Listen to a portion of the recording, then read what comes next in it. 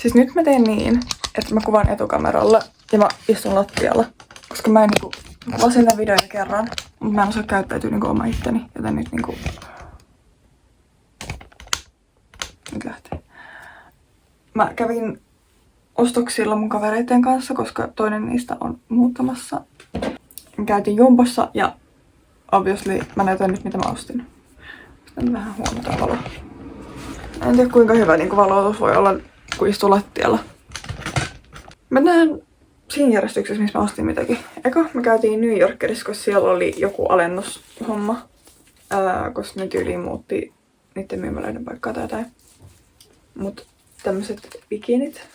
Aivan ihanat. Mut siis, kattokaa. Mä saan siis ilmaiset sillarit niinku tällä tehtyä itselleni.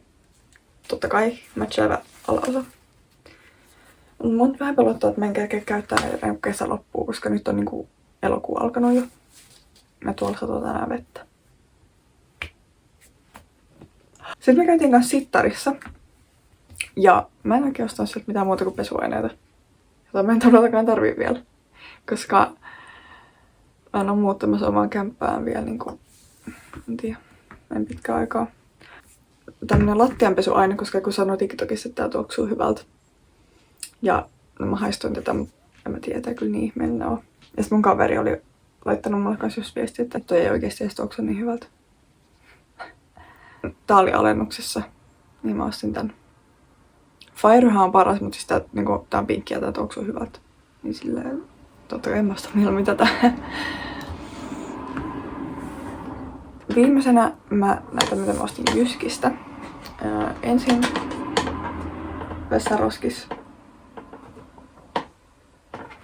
Aika hieno. Mutta siis jos joku tietää, niin voi kertoa mulle, miksi niinku vessaroskiksissa on tää. Kuuluisiko tätä niinku roikottaa katosta vai niinku what? 3 asiaa, joita mun ei pitäisi hankkia. Eli 3 valkoista lakanaa.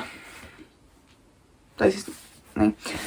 Eka ihan siis perus aluslakana.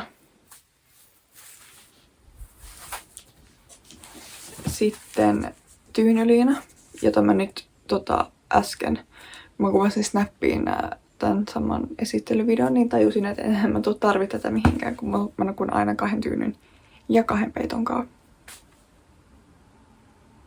Ja sitten pussilakanasetti, koska tää on tämmöstä kivaa kangasta, ei mulla ei ikinä ollut tällaisia. Innolla ootan sun käyttämistä. Tää on 5 minuutin video, mut toivottavasti te tykkäsitte tästä ja mä kuvaan myöhemmin vielä videon, missä mä näytän kaiken mitä mä oon ostanut mun tulevaa kämppää varten tai saanut, koska mulla on lisää asioita. Niin katsoi varmaan tilaa mukana, jos haluatte nähdä sen.